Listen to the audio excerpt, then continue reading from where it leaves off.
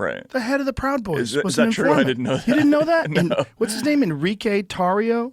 Yeah, pull that up. He was a fucking informant. So this guy who is at the head of the Proud Boys, the guy who's organizing the things, he was an FBI informant. Wow.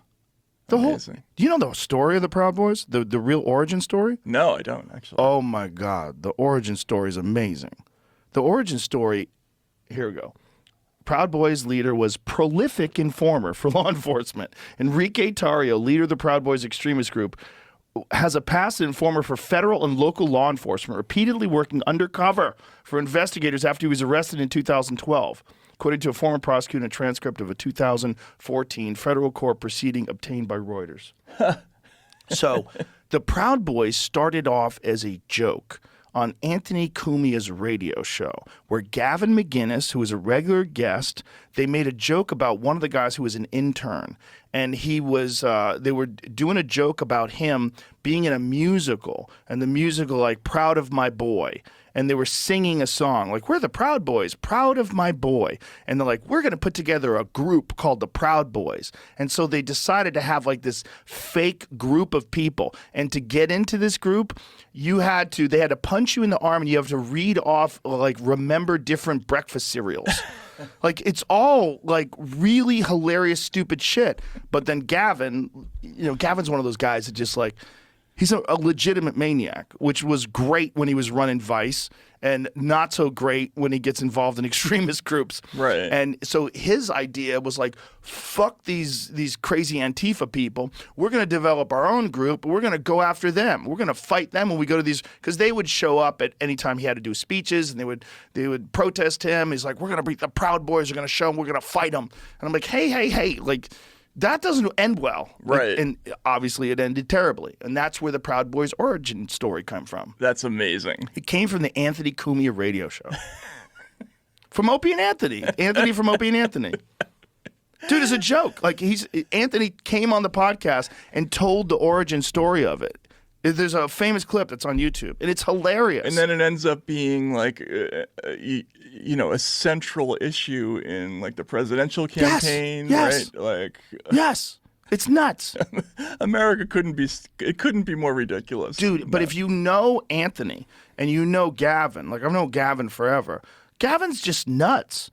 Like, he's not an extremist. He's not an evil person. He's just nuts. But he fucked up when he created that group. I'm like, dude, you can't just punch people in the face, because you punch people in the face, they come back with a bat. Now you have a war.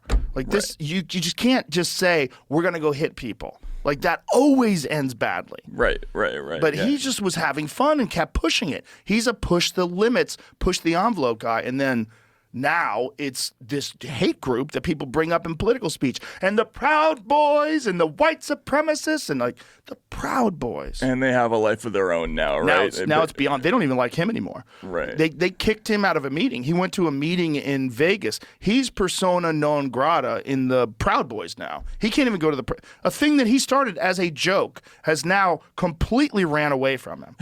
Because, like, with any group, right? If you have a group that people can join, anyone can join. Well, anyone could join. You're going to get assholes to join it.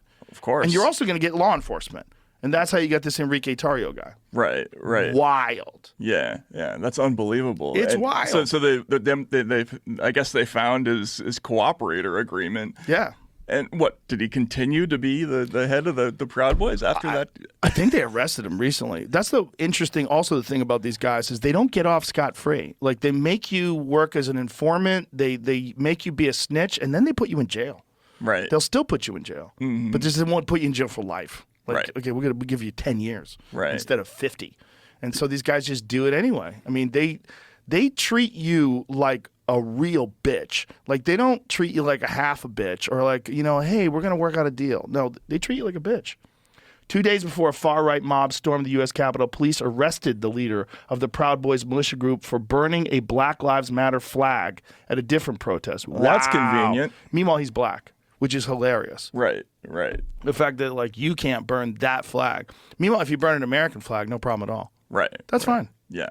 That's fine. I mean, I'm for that, but yeah. You're for them arresting people for burning flags? No. I'm fine with people burning flags if they feel like it. I Yeah. mean, I don't think you should arrest people for burning a flag. Like I don't think you should arrest people for burning a piece of paper. right, Like you should be able to burn. If you want to burn something in protest, it's not like we can't make more flags. right. Like what are you doing? Yeah, we got plenty. If you want to buy a flag and burn it, okay. Yeah. That's your big thing. Go ahead. Yeah, exactly. I think we should make flags out of asbestos.